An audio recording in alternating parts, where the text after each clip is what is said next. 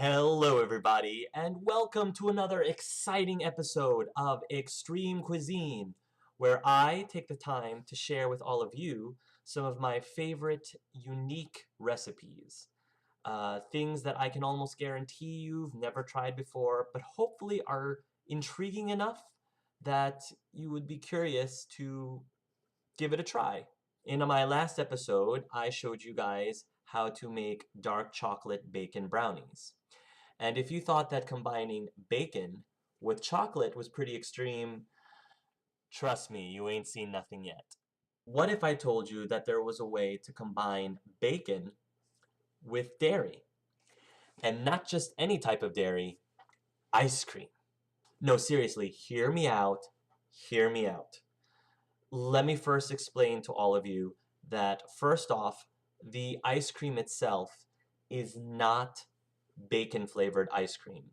It is actually a custard-based brown sugar flavored ice cream. And combined with that brown sugar ice cream are tiny bits of homemade candied bacon. It actually tastes a lot like toffee. It's got that salty, sweet caramel flavor with just a hint of smokiness to make it particularly alluring. And believe it or not, this concept really isn't anything new. In fact, by the time of this recording, Burger King has been serving its infamous bacon sundaes for quite some time now. But if you ask me, this recipe just totally blows it out of the water. Again, it's that saltiness and sweetness combined together to form an amazing fusion of flavors. Making homemade ice cream has been a huge hobby of mine over the last year and a half. And my brown sugar candied bacon ice cream actually has been my most popular flavor up to this point. Every single time I've served it to my friends, they keep asking me to make more. It's ridiculously addictive. So here we are. I'm going to teach you how to make brown sugar candied bacon ice cream.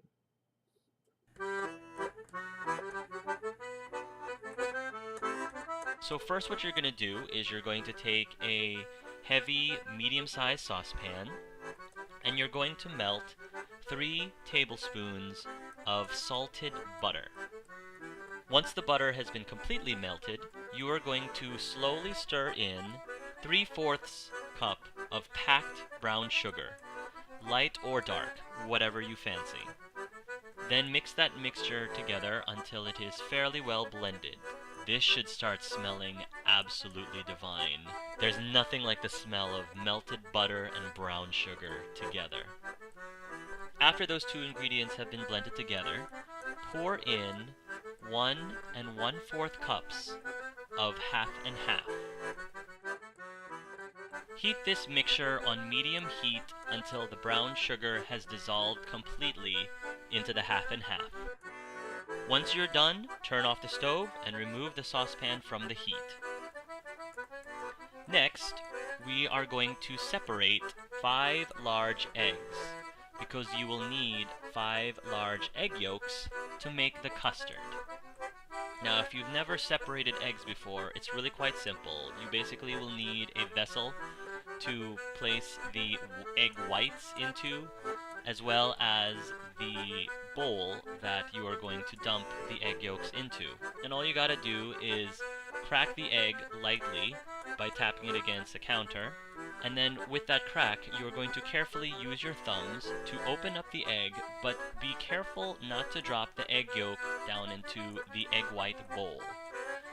The idea is to pass the egg yolk back and forth between the two shell halves, and by doing so, you're trying to separate the egg yolk away from the egg white as much as possible. Then, simply drop the egg yolk into your mixing bowl. Then, whisk the egg yolks until they are completely broken up. Then you're going to take your warm brown sugar mixture, the one that was on your stove, and you are going to very gradually pour a little bit of it into your mixing bowl as you are continuing to whisk the egg yolks. The idea is you're trying to get the egg yolks into relatively the same temperature as the half and half and brown sugar mixture without fully cooking the eggs, because you don't want them to curdle up, I guess is a way to describe it. Um, you want the custard basically to be as uniform as possible all throughout the batter. And then when you're done with that, you will return the egg yolk and half brown sugar mixture back into the saucepan. Again, when you're doing this transfer, be sure that you pour it gradually while stirring in the saucepan so that the egg yolk does not cook too quickly.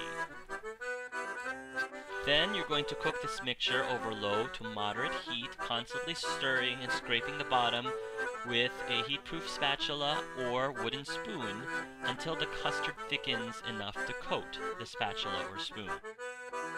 Once that is complete, you are going to take a separate bowl and pour in 1.5 cups of half and half. Notice that this brings you to a total of 2 3/4 cup of half and half for this entire recipe, because remember we used 1 1/4 cup for the heated mixture. Then you will take a strainer and you will pour the custard mixture through the strainer into your bowl of cold half and half. Next, you will add 2 teaspoons of dark rum or whiskey. I am actually using Captain Morgan's spiced rum for this recipe. 1/4 of a teaspoon of vanilla extract, and 1/4 teaspoon of ground cinnamon. Mix these ingredients together. Then take some plastic wrap, cover your bowl, and pop the bowl into your refrigerator. And you're going to want to completely chill this mixture for at least 12 hours. It's very important that you make sure that this mixture is chilled completely before you start putting it into your ice cream maker, especially because of the rum or whiskey in it, which makes it slightly harder to freeze. Next, we are going to prepare the candied bacon. You're going to preheat your oven to 400 degrees Fahrenheit or 200 degrees Celsius, and you will lay strips of bacon onto a baking sheet lined with a silicone mat or aluminum foil like I have here in the video. For this recipe, I use about 5 strips of bacon. And sprinkle about, I'd say, 1.5 teaspoons of brown sugar, again, light or dark. Sprinkle it evenly over each strip of bacon, depending on the length. I actually like to massage the brown sugar lightly on each bacon. You're going to want to bake the bacon in the oven for 12 to 16 minutes. And midway through the baking, you're going to flip the bacon strips over and drag them through the dark syrupy liquid that's collected on the baking sheet. And you're going to continue baking until the bacon is dark and slightly crispy. Remove them from the oven and cool them on a cooling rack.